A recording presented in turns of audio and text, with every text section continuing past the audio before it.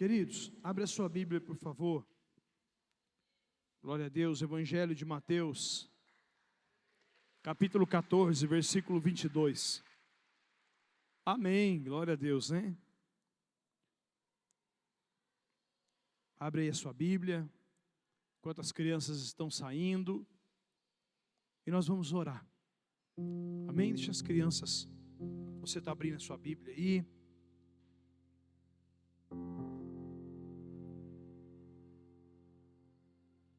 Sabe, queridos, a tecnologia tem nos ajudado bastante, né? Por exemplo, quando a gente vai viajar, a gente coloca lá no Maps, lá no Waze, e vai embora.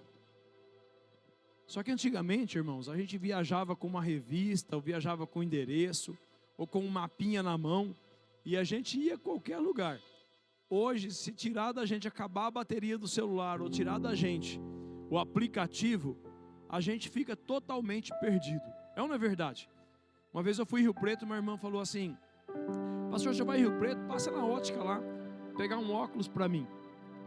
E o Lucas era adolescente naquela época, ele ligou o meu roteador do celular e consumiu toda a minha internet. Quando cheguei lá em Rio Preto, fui colocar o endereço da ótica, irmãos, estava sem internet. E aí eu fui me informando aonde era a rua, aí eu consegui achar a rua, mas eu não conseguia achar o número, porque a gente vai ficando totalmente deficiente. Por que eu estou dizendo isso? Porque nós temos hoje, irmãos, a tecnologia que nos ajuda, né, para poder colocar os textos. Só que isso está fazendo com que o povo perca o hábito de ter uma Bíblia. Por isso que eu não subo aqui somente com o meu tablet ou com o meu iPad, entende? Eu subo com a Bíblia. Para quê? Para ser exemplo para você. Porque tem muitas pessoas que já não lê mais a Bíblia. Tem muitos crentes hoje que está dentro da igreja, nem sequer tem mais uma Bíblia de papel para você ler, para você anotar, para você grifar, para você riscar. É a sua Bíblia, entende? Então, por exemplo, eu de tempo em tempo eu compro uma Bíblia nova. Essa aqui eu nem paguei ainda, né? Comprei do Renê e não paguei ainda. O pastor comprou fiado, né? Porque eu sinto que aquela Bíblia minha está ficando com a folha já amassada. Eu vou lá e pego uma Bíblia nova, começo a riscar, começo a grifar o texto. Por exemplo, agora eu estou estudando Atos dos Apóstolos. Peguei Atos dos Apóstolos inteiro, estou estudando, estou lendo, estou relendo, estou meditando nessa palavra. Então nós não podemos substituir, irmãos, né, a leitura da palavra pela facilidade de você não se preocupar somente chegar aqui e ler no telão. Então abra aí no seu celular, né, abra sua Bíblia de papel mesmo, não tem problema, tá? Que seja no celular, mas não abandone o hábito da leitura da palavra de Deus. Só tem uma forma da gente não ser enganado. Eu falo isso quando eu vou ministrar o curso Bem-vindo à Família. Eu falo assim: quem garante para você que o pastor Valmir não é mais um charlatão? O homem de Deus não tem uma estrelinha na testa, irmãos. O falso profeta se passa por homem de Deus. Sabe como que você pode discernir um homem de Deus? Quando você lê as Escrituras, porque Jesus disse que nós conheceremos a árvore pelos seus frutos. Não existe árvore má que dê fruto bom e nem árvore boa que dê fruto mau. Então nós precisamos conhecer as Escrituras Sagradas. Se nós lermos a Bíblia, quando alguém vir falar alguma coisa para nós que não é bíblico, porque Deus não tem compromisso com a religião, Deus tem compromisso com a sua palavra, Deus tem compromisso com aquilo que Ele nos deixou, que é as Escrituras Sagradas. Amém, queridos? Posso ouvir um amém? Amém? Então não abandone o hábito de ler a Bíblia, em nome de Jesus, tá? O texto que nós vamos ler, Evangelho de Mateus, capítulo 14, versículo 22, diz assim: logo em seguida Jesus insistiu com os discípulos para que entrasse no barco e fosse adiante dele para o outro lado, enquanto ele despedia a multidão. Tendo despedido a multidão, subiu sozinho a um monte para orar. Ao anoitecer, ele estava ali sozinho, mas o barco já estava a considerável distância da terra, fustigado pelas ondas, porque o vento soprava contra ele. Alta madrugada, Jesus dirigiu-se a eles, andando sobre o mar. Quando o viram andando sobre o mar, ficaram aterrorizados e disseram: é um fantasma, e gritaram de medo. Mas Jesus imediatamente lhes disse: coragem, sou eu, não tenham medo. Senhor, disse Pedro, se és tu, manda-me ir ao teu encontro por sobre as águas. Venha, respondeu ele. Então Pedro saiu do barco, andou sobre a água e foi na direção de Jesus. Mas quando reparou no vento e ficou com medo e começou a afundar, gritou: Senhor, salva-me. E imediatamente Jesus estendeu a mão e o segurou e disse: homem de pequena fé, por que você duvidou? Quando entraram no barco, o vento cessou. Então os que estavam no barco o adoraram, dizendo: verdadeiramente tu és o Filho de Deus. Depois de atravessarem o mar, chegaram a Genezaré. Quando os homens daquele lugar reconheceram Jesus, espalharam a notícia em toda aquela região e lhes trouxeram os seus doentes, suplicavam-lhe que apenas pudesse tocar na borda do seu manto, e todos os que nele tocaram foram curados. Curva sua cabeça, feche seus olhos e peça para que Deus fale ao seu coração, em nome de Jesus. Pai, eu já acabei de liberar, Senhor amado, a tua palavra, que é Logos, sobre este lugar, sobre esta casa, sobre cada coração que aqui está. Mas eu peço também a ti, Senhor, que a tua palavra, Senhor, neste dia, sobre cada coração, sobre cada vida, Senhor, que aqui se encontra, seja rema, e possa falar, ó Deus querido, segundo a necessidade de cada coração, e que o Senhor possa trazer respostas, ó Deus querido, aquilo que os teus servos têm buscado, e que eles possam ouvir, ó Deus, a sua doce voz, que não seja somente eu, mas que eu seja um instrumento nas tuas mãos, nesta noite, para mais uma vez, comunicar a tua palavra, a tua mensagem, ao coração dos teus filhos que aqui se encontram nesta noite. Pai, no nome santo de Jesus, quebra agora, Senhor, todo espírito de incredulidade, toda dureza de coração, toda resistência, toda dúvida, Senhor amado, toda frieza espiritual, caia por terra, no nome santo de Jesus. Que haja libertação, que haja salvação, que haja transformação, que haja cura, restauração sobre a vida dos teus servos. Esse teu filho que entrou aqui nesta noite, buscando em ti solução, passando por um problema, Senhor amado, tão grande, ó Pai, que ele possa encontrar na tua palavra a resposta, e ele possa sair dizendo nesta noite: verdadeiramente o Senhor Jesus falou comigo nesta noite, me direcionou, mostrou-me o caminho, deu-me a direção para onde devo ir e o que devo fazer. Pai, na autoridade do teu santo nome, ministrarei a tua palavra com fé, coragem, ousadia, mais uma vez para louvor, para engrandecimento do teu santo nome. No nome santo de Jesus eu oro a ti. Amém. Amém, queridos? Irmãos, Jesus ele alimenta ali junto com seus discípulos uma grande multidão, e despedindo as multidões, ele fala para os seus discípulos, e eu acredito que era mais ou menos 6 horas da tarde, 6 horas da tarde, 5:30 da tarde, mais ou menos, o sol, ainda havia sol, ainda era dia, acredito 5 horas, antes das 6 horas da tarde, ainda era dia, e o Senhor Jesus fala para os seus discípulos pegarem o barco e atravessar o mar da Galileia. O mar da Galileia, irmãos, ele tem 21 quilômetros de comprimento, 12 quilômetros de largura. Num dia que o vento é favorável, se leva 2 horas para atravessar o mar da Galileia. Quando não tem vento, que depende de um pouco mais de esforço, 3 horas.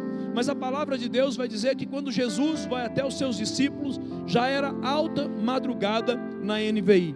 No original vai dizer que era na 4ª hora, na 4ª vigília, no 4º horário de vigília, que eram os horários que trocavam as guarnições de soldados, que o primeiro horário começava às 6 até às 9, das 9 até meia-noite, da meia-noite até às 3 horas da manhã, e às 3 horas da manhã até às 6 horas da manhã. Então a alta madrugada que a Bíblia diz é das 3 horas da manhã até às 6 horas da manhã. Nós não sabemos se era 4 horas, se era 4:30, se era 5 horas, mas uma coisa nós sabemos: eles tinham entrado no barco 5 horas da tarde, e já era mais de 3 horas da manhã, eles estavam remando perdido no meio do mar da Galileia. Imagina, o Tietê aqui é 3, 4 quilômetros de largura, nós já achamos que é uma largura gigante. Imagina 12 mil metros, imagina só um vento soprando contrário, ondas muito fortes, e os discípulos ali pensando,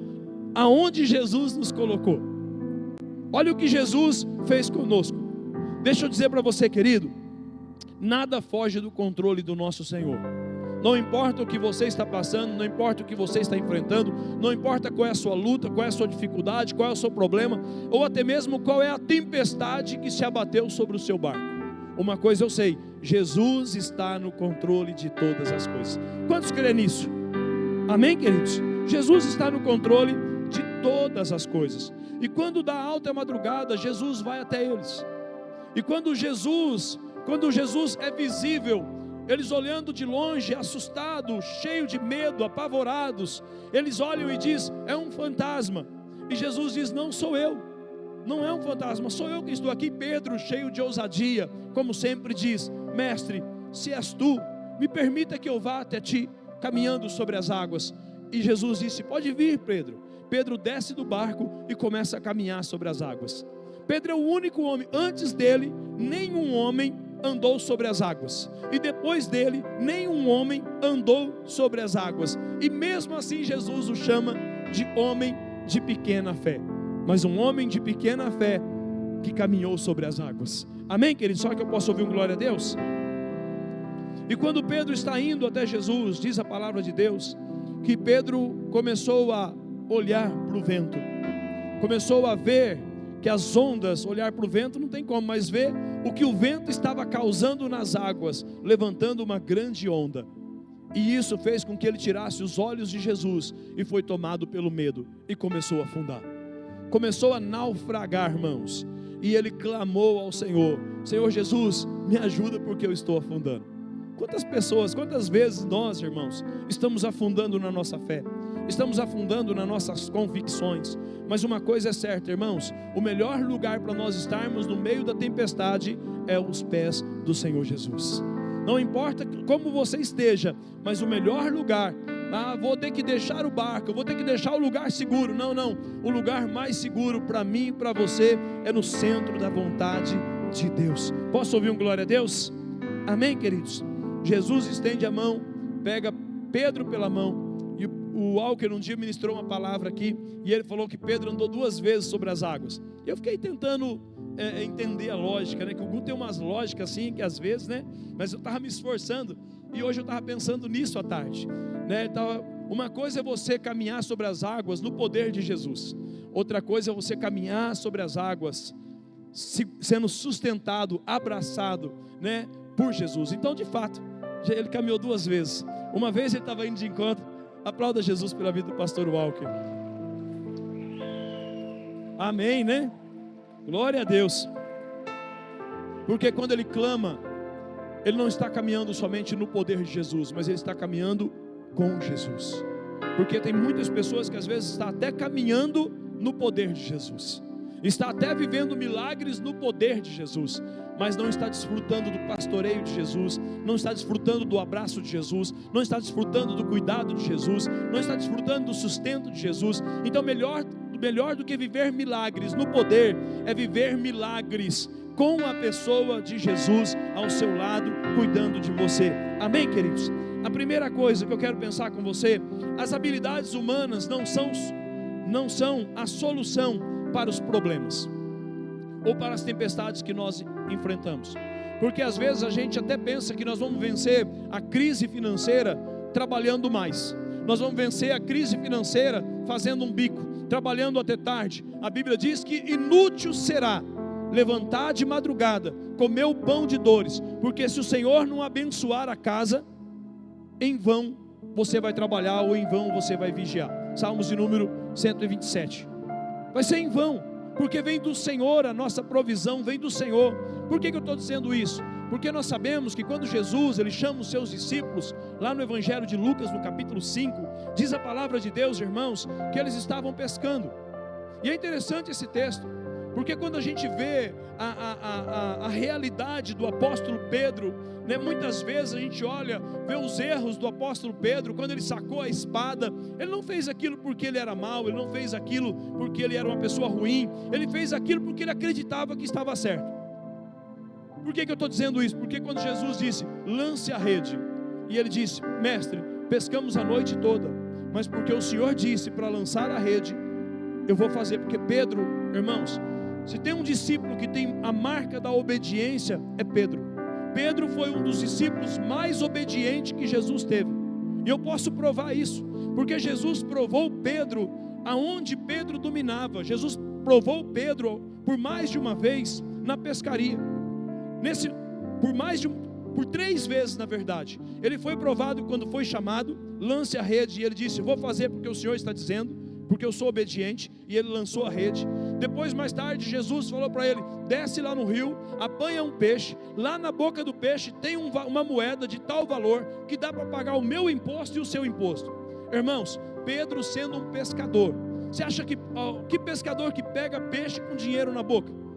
Quantos peixes Pedro já tinha pescado na sua vida inteira? Nunca havia, até naquele momento, cortado um peixe para remover a barrigada do peixe, tinha encontrado ali dentro algum valor dentro do peixe. Mas diz a palavra de Deus que naquele momento, Pedro foi obediente, ele foi até lá, irmãos, ele pescou o peixe. Quando ele abriu o peixe, tinha dentro do peixe uma moeda. Terceira vez, Evangelho de João, capítulo 21, ouvi alguém dizer que quando Pedro estava passando pela sua crise espiritual, por ter negado o Senhor 3 vezes, ele nega o Senhor por 3 vezes, e quando ele nega o Senhor por 3 vezes, ele enfrenta uma crise espiritual muito grande. Alguns dizem que ele voltou a pescar, porque ele estava abandonando o seu chamado, mas na verdade ele não estava abandonando o seu chamado quando ele voltou a pescar, ele estava voltando, querido, para o lugar do seu encontro. Ele estava voltando. Todas as vezes que nós nos sentimos perdidos, todas as vezes que nós achamos que nós perdemos a nossa conexão com Jesus, todas as vezes que nós nos sentimos abalados na nossa fé, nós precisamos voltar para o lugar do começo, voltar para o lugar onde nós tivemos um encontro com o Senhor Jesus. Então nós vemos Pedro sendo provado, porque mais tarde Deus teria uma grande missão para o apóstolo Pedro, que seria liderar a igreja do Senhor Jesus. Mas quando a gente pensa em tudo isso, a gente vai ver que esses homens eram especialistas em embarcação, eram especialistas em atravessar o mar da Galileia, porque eles eram pertencentes da cidade de Cafarnaum, que ficava às margens do mar da Galileia. Eles eram especialistas, querido, no mar, nessa travessia. Eles conheciam, por exemplo, às vezes eu e o Vinícius, nós vamos pescar, e a gente sai do rio lá, é meia-noite, e vocês sabem que o rio Tietê é cheio de tronco, cheio de árvores. Mas por que a gente consegue fazer isso? Porque a gente passa por aquele lugar.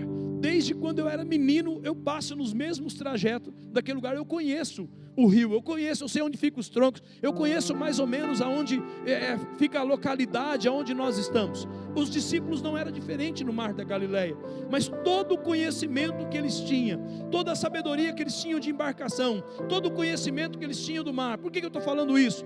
Porque o seu conhecimento, a sua influência, a sua sabedoria não é suficiente para tirar você do meio de uma grande tempestade. Nós precisamos entender que somente Jesus Cristo é quem pode estender a sua mão e nos alcançar. Posso ouvir um glória a Deus?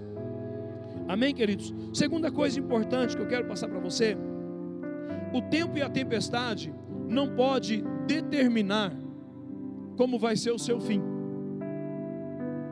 Porque às vezes fica parecendo que Jesus estava atrasado, Jesus demorou tempo demais na oração. Pastor Evandro ministrando uma palavra aqui, ele falou uma frase muito, muito bacana que marcou meu coração. Porque o milagre que nós vamos viver não pode ser determinado no tempo, no nosso tempo. Quem vai determinar é o Senhor. Consegue entender? Uma travessia que levaria 2 ou 3 horas, já faziam mais de 10 horas, quase 10 horas ou 12 horas que eles estavam no meio do mar e eles não conseguiam avançar. Por isso que tem muitas pessoas que vão dizer: pastor, eu já fiz de tudo, eu já trabalhei, eu fiz bico, eu fiz empréstimo, eu fiz isso, eu fiz aquilo. Mas deixa eu dizer, se Jesus não entrar na sua vida financeira, ela não vai sair de onde está.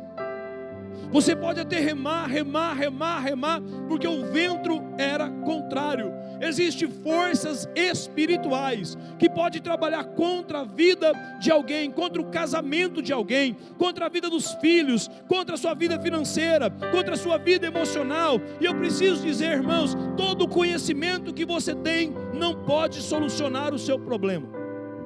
Não pode.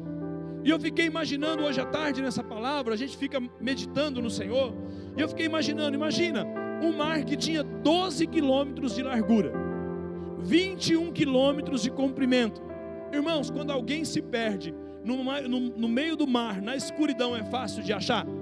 É fácil de achar, sim ou não? O Edmar, cadê o irmão Edmar? Eu vi ele chegando, o irmão Edmar lá do Lago das Garças, está lá, ó. O irmão Edmar sempre tem algumas histórias do que acontece ali no Tietê, não é verdade? De alguém que se perde, ou é tomado pelo vento, tomado pela tempestade. Teve um tempo desse que um barco virou lá no meio do rio lá, e eles foram resgatar as pessoas, conseguiram resgatar as pessoas, mas foi fácil achar as pessoas? Aqui que é 2.000 metros de distância, a onda chega a 1,5 metro, 2 metros de altura. Imagina num lugar onde é 12 quilômetros, 12.000 metros de largura. Por que eu estou falando tudo isso? Porque eu quero dizer para você, querido, que não importa onde você esteja, Jesus sempre sabe aonde você está. Você pode estar perdido para você mesmo, você pode estar perdido para as pessoas, mas você nunca estará perdido dos olhos de Jesus, porque Ele sabe o lugar aonde você se encontra, Ele sabe o que você está passando, Ele sabe o que você está enfrentando. Deixa eu te dizer, este problema, esta luta, esta enfermidade, essa crise financeira, este problema no seu casamento, não vai destruir vocês, porque não é o fim, porque quem vai determinar como será o fim é o nosso Senhor Jesus. É Ele quem vai declarar como nós vamos terminar. Não é as ondas, não é o vento, não é, querido, os problemas, não é a luta, mas é o Senhor Jesus, porque Ele ainda está no controle de todas as coisas. Porque às vezes quando nós passamos por alguns problemas, fica parecendo que tudo está perdido, tudo está acabado, que não tem saída. Então, primeira coisa, a sua sabedoria, a sua intelectualidade, a sua influência, os seus recursos, pode ser que não vai trazer soluções para aquilo que você necessita. Não adianta. Outra coisa, queridos, que nós precisamos entender, o tempo, porque às vezes no tempo nós achamos que Jesus está atrasado. De repente eles olharam e pensaram, já deve ser meia-noite já. Jesus mandou a gente entrar nesse barco. Jesus pediu para a gente atravessar para o outro lado. Deixa eu dizer para você, queridos, se Jesus estabeleceu um projeto para você, e se você está no centro da vontade de Jesus, Ele vai te sustentar, Ele vai te guardar, Ele vai te proteger, amém? Terceira coisa é crenças que comprometem a nossa visão. Porque quando a gente é fustigado pelos problemas, quando a gente é tomado pelas lutas, pelas dificuldades, a gente começa a lutar. Eu acredito que aqui o vento era contrário. Se eles não tivessem remo, o próprio vento levava eles de volta para trás. E eles, por estarem no meio da escuridão, eles não tinham noção que eles remavam e não saía do lugar. Parece que nada fazia com que eles progredissem. Mas é interessante que quando Jesus se manifesta, quando Jesus vai caminhando até eles, e o texto nos leva a entender que eles estavam mais ou menos 6 a 7 mil metros de onde eles tinham partido, e Jesus vai caminhando até lá. E agora, querido, no meio da crise, no meio do problema, no meio do sofrimento, no meio da angústia, ali, eles não vê Jesus, eles vê um fantasma. E aí eles ficam desesperados. E isso é interessante, porque Jesus não era um fantasma, Jesus era a solução do problema. Sabe, irmãos, às vezes eu tenho lidado com pessoas, atendido pessoas, que no meio da sua crise, no meio do seu problema, no meio da sua dor, no meio da sua tempestade ou do seu deserto, ele tem a sua visão totalmente comprometida para ter discernimento para tomar decisões. E quando, querido, nós estamos vivendo num tempo de dificuldade, de problema, há a importância de nós termos um discipulador, nós termos um mentor. Por isso que tem tantas pessoas que estão sofrendo as consequências de tomarem decisões erradas, porque estão sofrendo com um problema, sofrendo com um filho, sofrendo no casamento, sofrendo numa crise financeira, e de repente no meio de uma crise acha que o melhor caminho é pegar um dinheiro com agiota. Esse não é o melhor caminho. Quem tem crise financeira não pode pagar juro. Quem tem crise financeira tem que pagar dívida. Porque tem gente que sempre quer pegar o caminho mais curto, mas o caminho mais curto é um atalho, e nesse atalho Satanás coloca armadilhas. Por isso que tem tantas pessoas sofrendo com dores profundas, principalmente na vida financeira. Pessoas, querido, até mesmo dentro da igreja, que estão se colocando nesses jogos hoje aí nas redes sociais, estão se colocando em dívida com a proposta de prosperidade, com a proposta de resolver um problema com uma voz suave. Mas deixa eu dizer, antes de você se lançar num negócio como esse, procure o seu pastor, peça um conselho, uma direção. Porque às vezes, querido, nós teremos a nossa visão comprometida, porque a pessoa que está dentro do problema, pastor, me dá mais uma base bíblica. Beleza, o texto vai dizer em Gênesis, a palavra de Deus vai dizer em Gênesis, que uma mulher ficou grávida de Abraão, Agar, e quando ela teve o seu filho, mais tarde, Abraão tem o seu filho Isaque, diz a palavra de Deus que ela foi despedida, mandada embora de sua casa, e ela sai no deserto. E quando ela está no meio do deserto, e não tendo mais água para dar para o seu filho se desvaleceu, perdeu as suas forças. Ela deixou o seu filho debaixo de um arbusto, se retirou por 300 metros, o tiro de uma flecha. Alguns textos vão dizer, e ela chorou profundamente. E a Bíblia diz que um anjo se manifestou ali e disse: Agar, por que você está chorando? Deus ouviu a voz do menino, e o anjo fez ela erguer a cabeça e olhar. Do lado dela tinha um poço.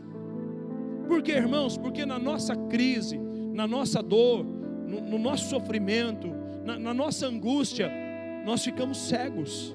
A solução está mais perto da gente do que a gente imagina, mas às vezes nós não conseguiremos enxergar. Precisa de alguém que possa mostrar para a gente que ali tem a solução para o nosso problema. Amém, queridos? Vocês estão conseguindo entender? Posso ouvir um glória a Deus? Quarto, no meio da tempestade, o lugar mais seguro é o lugar onde Jesus está. Porque quando Jesus fala com eles, eles entendem que é Jesus, e Pedro diz: me permita que eu vá. Irmãos, pensa, no meio de uma tempestade, vento, ondas, um barco ali balançando, o lugar mais seguro, naturalmente, é dentro do barco. Mas o homem e a mulher de fé entende que não importa qual seja o lugar onde Jesus esteja, o lugar mais seguro é do lado de Jesus. Porque aonde Jesus está, o seu poder se manifesta. Aonde Jesus está, os poderes caem sobre ele e se rende. Há um poder sobre o vento, há um poder sobre as ondas, há um poder sobre o mar. Mas deixa eu dizer, quando Jesus se manifesta, todos esses poderes se prostram aos pés do Senhor Jesus, porque Ele é Criador de todas as coisas e Ele é o Senhor de todas as coisas. Porque às vezes nós nos tornamos especialistas em falar de problema e nos esquecemos de falar do nosso Senhor, do nosso Salvador, do quão poderoso Ele é. Eu gosto muito de um texto da palavra de Deus que está em Juízes, capítulo 15, versículo 14. É um texto que fala de um homem chamado Sansão, um homem que você conhece como foi o final da vida de Sansão. Mas nós não podemos esquecer que Sansão foi um homem extremamente usado por Deus. E aqui eu quero ilustrar diante de você, querido, que esse problema que você pode ser que esteja enfrentando não é maior do que o Deus que você serve, não é maior do que o nosso Senhor Jesus. Diz assim, Juízes capítulo 15, versículo 14, diz assim: quando ia chegando a Leí, os filisteus foram ao encontro dele aos gritos, mas o Espírito do Senhor apossou-se dele. As cordas em seus braços se tornaram como fibra de linho queimada, e os laços caíram das suas mãos. Deixa eu falar o texto aqui. Sansão, queridos, ele estava numa cidade, e o exército do inimigo, dos filisteus, chega diante dos homens de Israel, e falaram assim: se vocês nos entregar Sansão, nós não guerrearemos contra vocês, nós só queremos Sansão.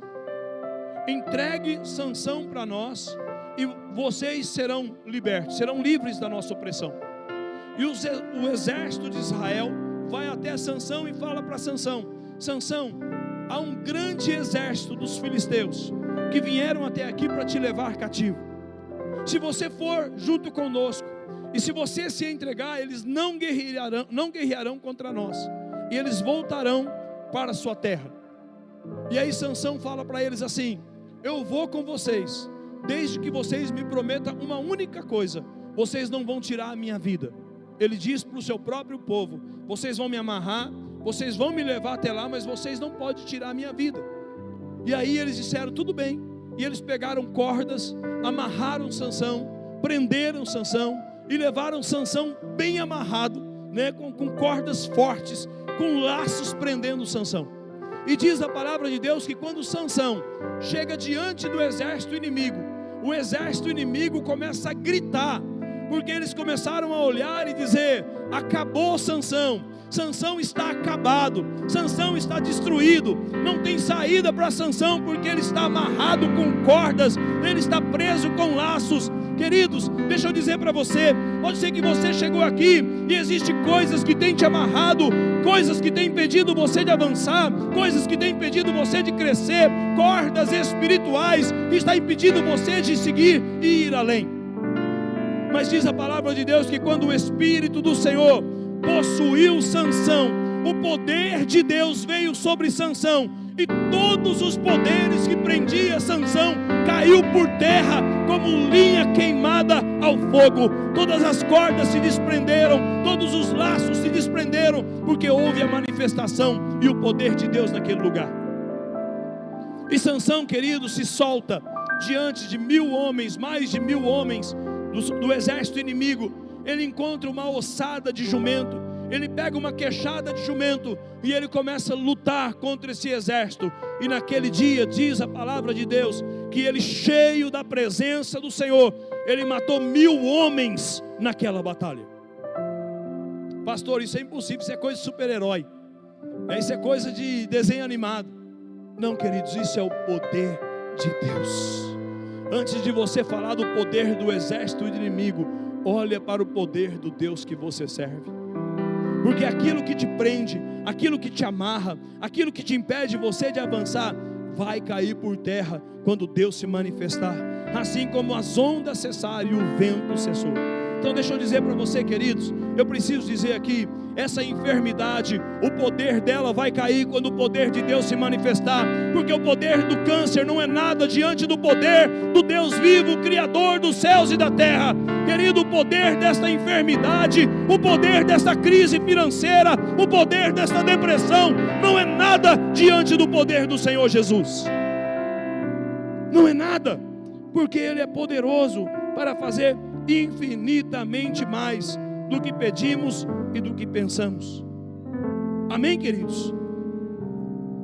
Outra coisa importante que nós vemos nesse texto, o perigo que nós corremos quando nós ficamos oscilando espiritualmente. Porque Pedro fala assim: mestre, se és tu, me permita que eu vá até o Senhor. E Jesus fala: vem, Pedro. E Pedro, queridos, ele teve uma ousadia que ninguém mais naquele barco teve. É ou não é verdade? Todo mundo assentado no soalho do barco, agarrado ali, morrendo de medo, mas ele tem coragem de descer do barco. Só vai viver o sobrenatural de Deus, irmãos, quem tiver coragem de deixar o natural. Você não está entendendo o que eu estou dizendo? Só vai viver o sobrenatural de Deus quem tem coragem de abrir mão daquilo que é natural. Porque no meio de um mar, no meio de uma tempestade, querido, o lugar mais seguro no mundo natural é o barco, mas no mundo espiritual é Jesus Cristo, aonde a sua vida está firmada. Mas o problema é quando nós tiramos os nossos olhos de Jesus. E Pedro, a Bíblia vai dizer que ele tirou os olhos de Jesus. Ele começou a olhar para o vento, começou a olhar para as ondas, e o seu coração se encheu de medo, e ele começou a afundar. Quantos crentes estão afundando, naufragando na fé, porque tiraram os olhos de Jesus? Porque começou a olhar demais para o problema. Deixa eu dizer para você, querido, se você olha demais para o problema, se você pensa demais no problema, ele cresce, ele fica gigante, é uma muralha intransponível, que não tem saída, parece que não tem o que fazer. Mas deixa eu dizer, confia no Senhor, acredite que Deus está vindo com grande livramento, acredite que Deus está trabalhando, acredite que Deus não se esqueceu de você, acredite que Deus não está atrasado, Ele está no tempo certo, Ele está entrando com providência. E a Bíblia vai dizer que Pedro tirou os olhos de Jesus, porque Pedro, ele oscilava na fé. Tem crente, irmãos, que tem momento que está lá em cima, queimando. Deixa eu dizer, queridos, todos nós passaremos por problemas, todos nós enfrentaremos lutas. É muito fácil ser cristão hoje, irmãos, é muito fácil ser crente hoje, é muito fácil, num tempo que até os cantores estão dizendo que é crente, porque é muito fácil ser cristão hoje. O difícil, irmãos, era ser cristão há 2000 anos atrás, quando você era preso, era levado para Roma, colocado no Coliseu, para ser alimento de feras, cujo próprio apóstolo Paulo, escrevendo uma carta para o seu discípulo Timóteo, ele diz, se eu não me engano na segunda carta, ele diz: eu louvo ao Senhor porque Ele me livrou da boca do leão. Quantos e quantos cristãos, irmãos, no passado foram empalados vivos? Quantos e quantos cristãos no passado foram mortos, seus filhos mortos? Eu estava assistindo uma série agora do apóstolo Paulo, está na Disney, você pode assistir lá, se eu não me engano é da Universal. Não tem muita coisa para assistir, irmãos, eu comecei a assistir, e assistindo alguns episódios, mas eu cheguei no episódio que Ananias, aquele discípulo do Senhor que prega para Paulo na cidade de Damasco, o que os judeus fizeram? Depois que ele começou a andar com Paulo, depois que ele foi lá e orou por Paulo, depois que ele cuidou da vida de Paulo, os judeus de Damasco foram lá e mataram a esposa de Ananias, mataram os filhos de Ananias. Tem dor maior, irmãos, para um pai do que perder os seus filhos por causa do Evangelho? Os nossos irmãos, a Bíblia diz que Pedro foi crucificado de cabeça para baixo, Paulo decapitado. Todos os nossos irmãos no passado, somente João permaneceu vivo na ilha de Patmos, mas todos sofreram com mortes violentas. Mas hoje, irmãos, infelizmente nós estamos vivendo uma vida cristã de açúcar, uma vida cristã de doce. Qualquer coisa, irmão, já é motivo de abandonar o caminho do Senhor, porque a proposta lá fora é tentadora, porque não está olhando para Jesus. E quando nós não olhamos para Jesus, nós ficamos olhando para a rebeldia de crentes, nós ficamos olhando para o erro dos nossos irmãos, nós ficamos olhando para as críticas, nós ficamos olhando para aquilo que os outros estão fazendo.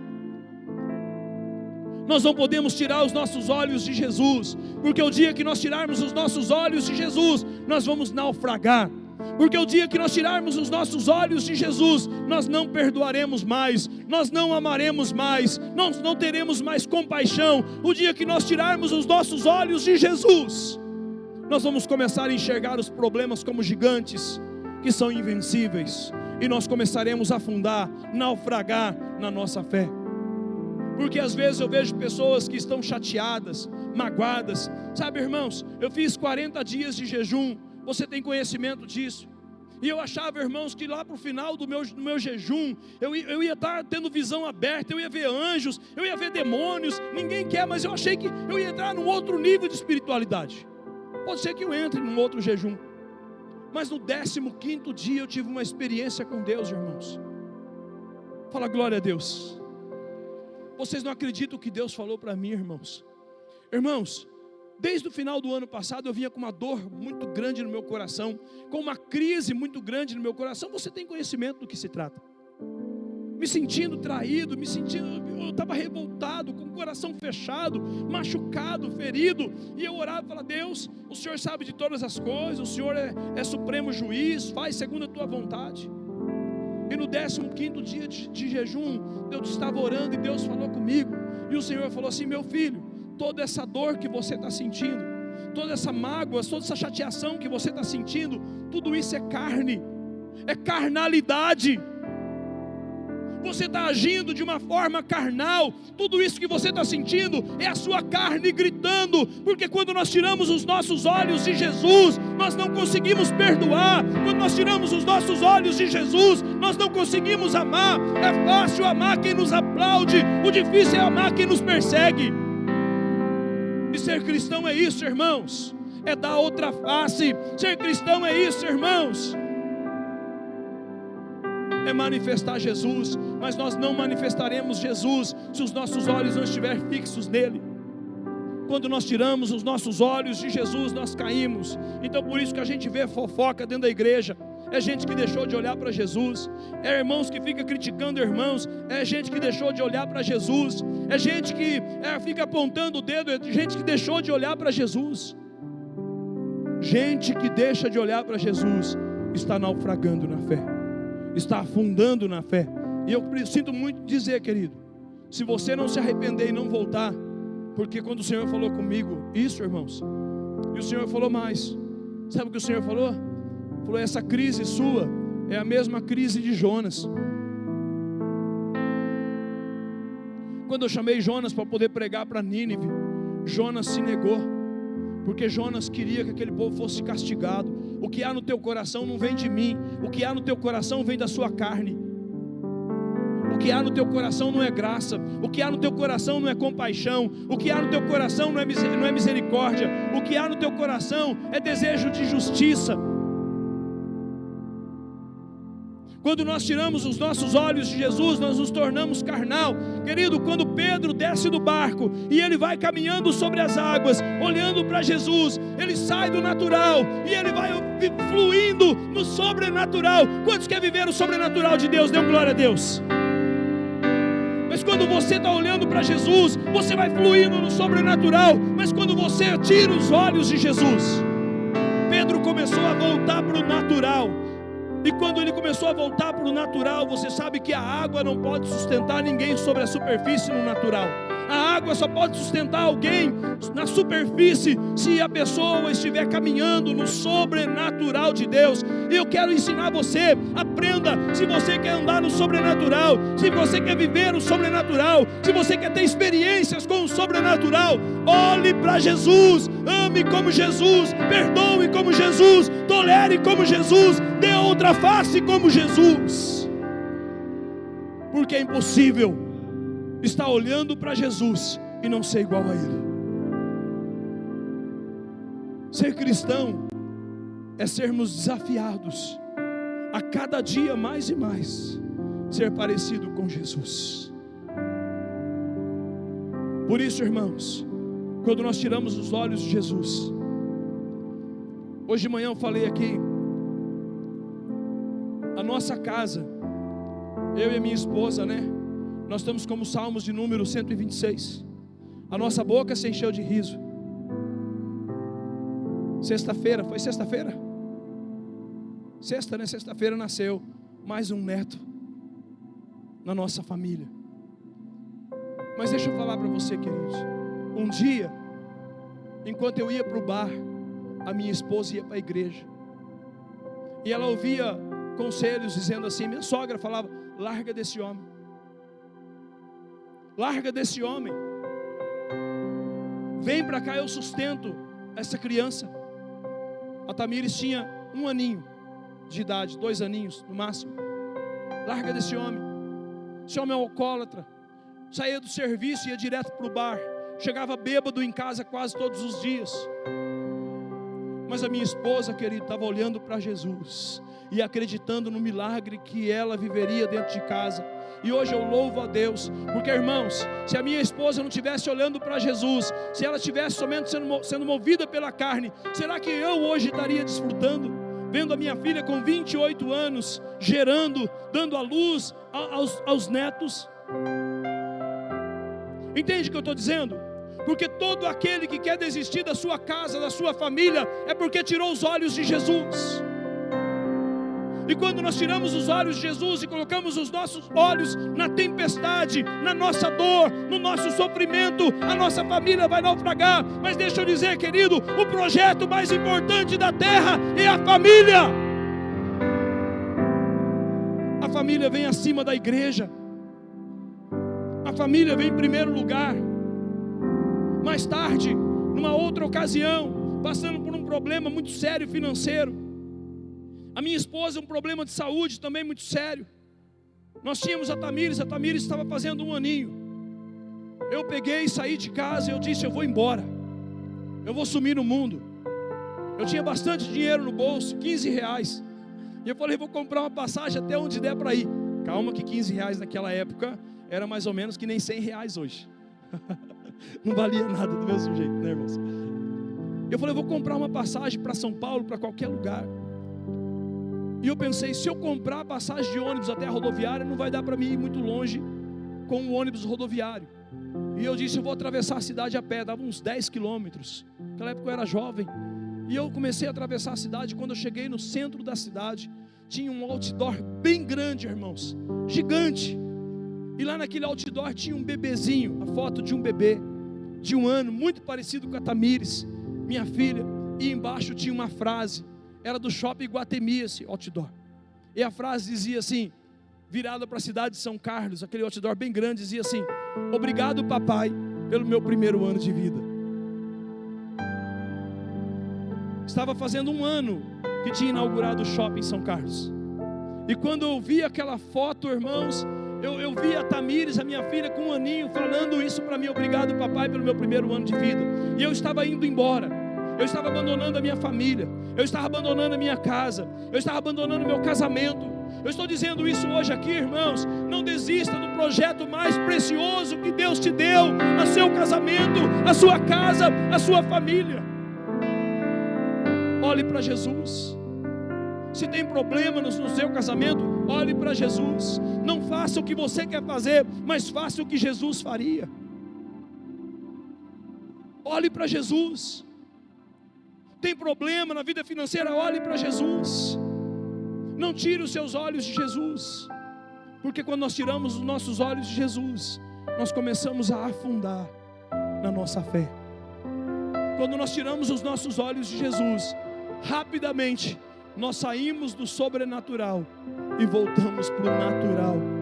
E aqui, irmãos, no natural não corre óleo na veia, não é azeite, não é óleo ungido. O que corre na veia é sangue. Nós voltamos a ser carnais. Mas por último, para encerrar, Pedro oscilou assim na sua fé.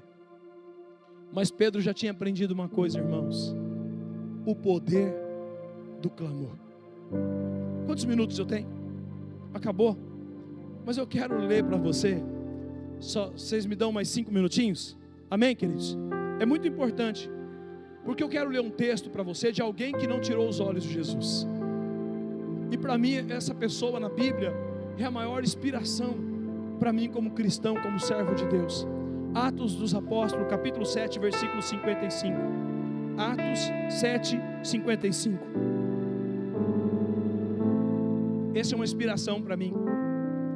Olha o que diz: mas Estevão, cheio do Espírito Santo, levantou os olhos para o céu e viu a glória de Deus, e Jesus de pé à direita de Deus, e disse: vejo os céus abertos, e o Filho do Homem de pé à direita de Deus. Mas eles tamparam os ouvidos e gritaram bem alto, lançaram-se todos juntos contra ele, arrastaram-no para fora da cidade, e começaram a apedrejá-lo. As testemunhas deixaram o seu manto aos pés de um jovem chamado Saulo. Enquanto apedrejavam Estevão, este orava: Senhor Jesus, recebe o meu espírito. Então caiu de joelhos e bradou: Senhor, não os considere culpados deste pecado. E dizendo isso, adormeceu ou morreu. Foi o primeiro mártir da história da igreja. É interessante, irmãos, porque às vezes qualquer coisinha para você já é motivo de você se irritar, ficar irado, vou quebrar tudo, meu braço não é convertido. Ei, o que é isso? O grande problema, que a Bíblia diz que Pedro olhou para o problema, e quando Estevão estava sendo apedrejado até a morte, imagina, irmãos, tomando pedradas na cabeça, no seu corpo, essas pedras cortando a sua pele, ele em pé sendo apedrejado, as suas forças foram se desvaindo, e ele cai de joelho, e ele diz: Pai, perdoa-os, porque eles não sabem o que fazem. Porque é interessante, deixa eu perguntar para você, e responde para você mesmo. Quando você está sendo atacado por alguém, quando alguém está falando mal de você, quando alguém está te criticando, para quem que você está olhando? Porque Estevão estava sendo atacado, apedrejado, mas ele estava olhando para Jesus. Ele estava sendo espancado, surrado, mas ele estava olhando para Jesus. Irmãos, eu queria ouvir um aleluia, um glória a Deus. Que Deus nos dê a graça de olharmos para Jesus. Nos dias mais difíceis de nossas vidas, nós vamos olhar para Jesus. Nós vamos olhar para Jesus. Para Jesus, Ele é o Senhor, Ele é o Consumador. Sexto e último ponto, para encerrar. Pedro afundou sim, mas Pedro, ele tinha uma arma poderosa. Pergunta para mim, qual era, pastor? O clamor. O clamor. Quando nós estamos naufragando na nossa fé, quando nós estamos afundando, quando nós não temos mais forças para lutar, quando parece que essa tempestade é invencível, o que nós precisamos fazer? Clamar, porque é do alto que vem o nosso socorro.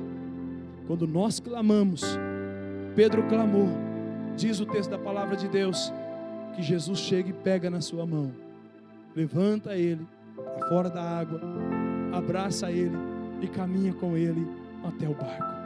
Eu não sei qual é a estrada que você tem que percorrer, mas eu sei de uma coisa, que esse problema, essa luta, essa dificuldade, essa tempestade, esse deserto que você enfrenta, você não vai poder vencer ele de forma natural, você vai vencer ele de forma sobrenatural. E não tem como nós vivermos o sobrenatural de Deus se não for ao lado de Jesus. Somente com Jesus Cristo nós sairemos de uma dimensão física, natural, e nós entraremos numa dimensão sobrenatural. Então o tema dessa palavra hoje é vivendo no sobrenatural. Vivendo no sobrenatural. Porque Deus não nos chamou para viver, querido, uma vida medíocre, mas Deus nos chamou para viver uma vida abençoada, uma vida voltada para aquilo que Ele tem preparado para nós.